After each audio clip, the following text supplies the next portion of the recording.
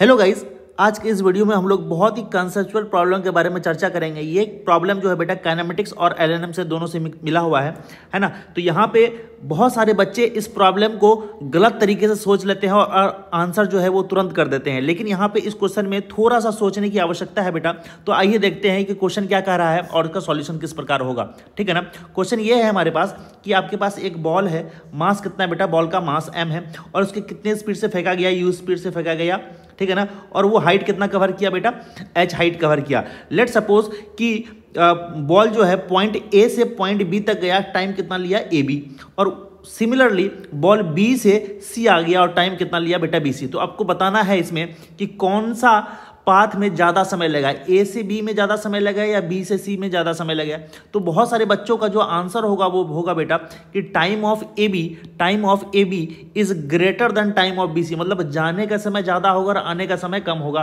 तो यहाँ पे ये कॉन्सेप्ट बेटा गलत है, जो आप सोच रहे हो ये आंसर क्या है बेटा, गलत है। आंसर ये होगा कि टाइम ऑफ BC जो है वो टाइम ऑफ AB से क्या होगा, बड़ा होगा। आइए इसके सॉल्यूशंस को हम लोग जानते हैं बेटा। ये जो मास m है बेटा, यहाँ पे जो ये जो मास m है, ठीक है ना, ये जो मास क्या है बेटा m है, ये किस स्पीड से ऊपर जा रहा है, u स्पीड से ऊपर जा रहा है। और इस पे दो फोर्स लगेगा बेटा, देखो ध्यान से। एक तो फोर्स लगेगा एक्सेलरेशन ड्यू टू ग्रेविटी के कारण, कितना लग गया बेटा, mg लग गया। और ये वेलोसिटी इसका क्या है बेटा, ऊपर, यानी ये ऊपर की ओर जा रहा है। तो इसका रेजिस्टिव फोर्स जो लगेगा वो किधर लगेगा बेटा, एक नीचे की ओर लगेगा रेजिस्टिव फोर्स, इसको हमने क्या मान लिया, r। अब बताओ इस बॉडी पे नेट फोर्स कितना लगेगा। अगर F नेट की बात करेंगे, अगर हम लोग F नेट की बात करेंगे तो क्या लगेगा, mg प्लस ऑफ r। अगर हम एक्सेलरेशन नेट की बात करें, अगर एक्सेलरेशन नेट की बात करें तो ये कितना आ जाएगा, mg प्लस r अपॉन कितना आ जाएगा, m आ जाएगा। करेक्ट है क्या। ये कितना एक्सेलरेशन आ गया बेटा, a नेट आ गया किधर की ओर, नीचे की ओर, यानी डाउनवर्ड की ओर आ गया ये नेट एक्सेलरेशन। अब ये इस बॉल को कहां से कहां तक जाना है, इस बॉल को जाना है बेटा h हाइट तक। कहां तक जाना है, h हाइट तक। तो हम लोग इक्वेशन ऑफ मोशन को इस्तेमाल कर सकते हैं क्या। इक्वेशन ऑफ मोशन क्या कहता है, इक्वेशन ऑफ मोशन हम लोग लगाएंगे कहां से कहां तक बेटा, a से b में। तो हम लोग पहले क्या करेंगे, A से B के लिए हम लोग जो भी इक्वेशन वगैरह लगाएंगे, हम लोग कहां से कहां तक लगाएंगे, A से B तक के लिए लगाएंगे। ऑलराइट। तो इक्वेशन ऑफ मोशन अगर हम बात करें, इक्वेशन ऑफ मोशन की बात करें तो ये इक्वेशन लगाएंगे S equal to ut plus half at square. तो S हमारा यहाँ पे क्या है, h हाइट, तो h कितना आ गया, इतना आ गया। इनिशियल स्पीड कितना है, u, और हम लोग यहाँ से यहाँ तक टाइम जो लेंगे A से B तक जाने के लिए वो कितना ले लिए बेटा, TAB ले लिए हैं। तो हम लोग इसको क्या लिखेंगे, T of AB minus of half of acceleration किधर आ गया बेटा, एक्सेलरेशन चूंकि नेगेटिव है तो हमने यहाँ पे नेगेटिव साइन लगा दिया, डाउनवर्ड है ना एक्सेलरेशन, ठीक है ना। तो यहाँ से आ जाएगा mg plus of r upon कितना आ जाएगा, m आ जाएगा। करेक्ट है क्या। इंटू TAB का स्क्वायर आ गया। तो इसको हम लोग कितना मान लेंगे बेटा, फर्स्ट इक्वेशन मान लेंगे। कितना मान लेंगे, फर्स्ट इक्वेशन।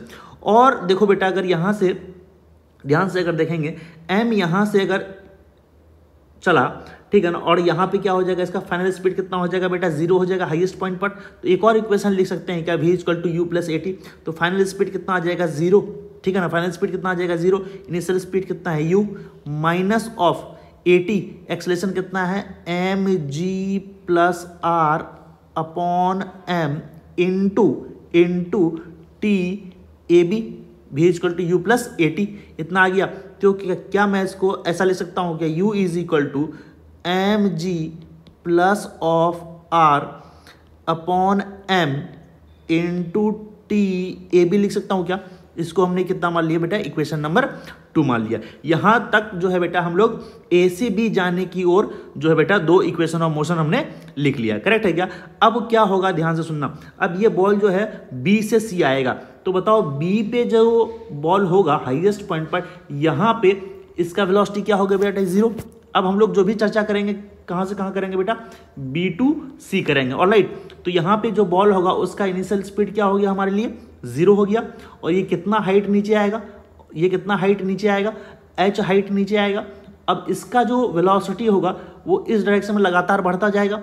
तो बताओ इस डायरेक्शन में क्या लगेगा, एक ग्रेविटेशनल फोर्स लग जाएगा और ऊपर लगेगा बेटा एक रेजिस्टिव फोर्स। ऊपर क्या लगेगा, सेम अमाउंट में रेजिस्टिव फोर्स लगेगा। तो F नेट कितना हो गया, एफ नेट कितना हो गया, एफ नेट कितना हो गया, अगर एफ नेट की बात करें अगर हम लोग बेटा, तो एफ नेट अगर हम लिखना चाहेंगे तो ये कितना आ जाएगा, M G minus of R. अगर एक्सलेशन नेट की बात करें तो ये कितना आ जाएगा, M G minus of R upon कितना आ जाएगा, एम आ जाएगा। करेक्ट है क्या?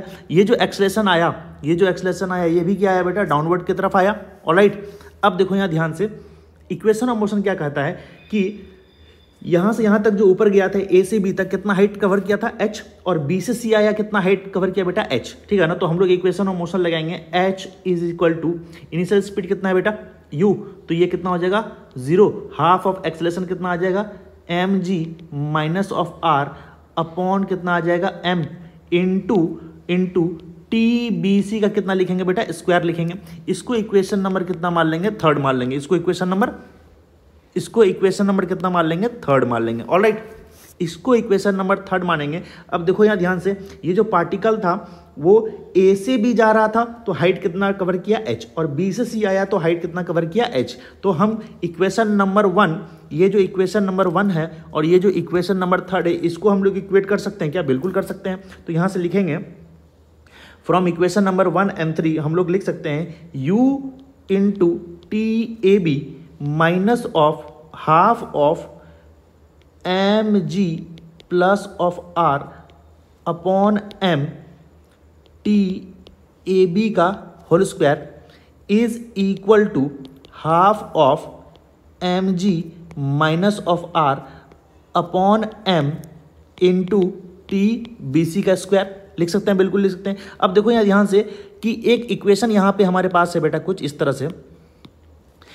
इस इक्वेशन हमारे पास कुछ इस तरह से है। यू टी ए बी को क्या हम इक्वेशन नंबर सेकेंड से हम लोग क्या लिख सकते हैं, यू के जगह हम लोग इतना लिख सकते हैं क्या, M G plus R upon M. तो ये कितना आ जाएगा, ये आ जाएगा M G plus R upon M T A B का स्क्वायर आ जाएगा, और माइनस कितना है बेटा, half of M G plus R upon M T A B का होल स्क्वायर। और यहाँ पे ये कितना है, 1/2 M G minus R upon M T of B C का square, T of B C का स्क्वायर हो गया। अब देखो यहाँ से कि हम लोग इन दोनों को अगर माइनस करेंगे, इसको और इसको माइनस करेंगे तो ये कितना आ जाएगा, ये आ जाएगा बेटा 1/2 M G plus R upon M into T A B का होल स्क्वायर। और यहाँ पे कितना आ जाएगा, यहाँ पे आ जाएगा same 1/2 M G minus R upon M T of B C का स्क्वायर। अब देखो क्या क्या कट जाएगा बेटा, ये और ये कैंसिल आउट हो गया। अब देखो यहाँ ध्यान से इंपॉर्टेंट बात अब यहीं पे है बेटा, देखना। अब हमको कंपेयर करना है टी ए बी को कंपेयर करना और टी बी सी को कंपेयर करना है। तो बताओ ये जो इक्वेशन है, ये वाला जो पार्ट है और ये वाला जो पार्ट है, इसमें से ज़्यादा बड़ा कौन सा है, ये बड़ा है और ये हमारा क्या है बेटा, छोटा। अगर इन दोनों इक्वेशन को वैलिड होना है, इन दोनों इक्वेशन को इक्वल होना है, इसका मतलब टी ए बी को कम होना पड़ेगा और टी बी सी को ज़्यादा होना पड़ेगा। तो हम यहाँ से कंक्लूजन निकालते हैं बेटा कि जो हमारा टी बी सी जो है वो ज़्यादा होगा as compare to T A C. तो इसका करेक्ट आंसर क्या होगा, इसका जो करेक्ट आंसर होगा कि जाने में कम समय लगेगा और आने में ज़्यादा समय लगेगा। ऑलराइट, आई होप कि ये कॉन्सेप्ट आपको बहुत अच्छे से समझ में आया होगा। ठीक है ना? यहाँ रेसिस्टिव फोर्स जो है बेटा, जाने के समय में नीचे लगेगा और आने के समय में ऊपर लगेगा। आई बात समझ में क्या? जब रेजिस्टेंस का रोल होगा तो टाइम डिफर करेगा, अगर रेजिस्टेंस नहीं होगा तो टाइम इक्वल लगेगा। ऑलराइट, आई होप कि समझ में आया होगा आपको।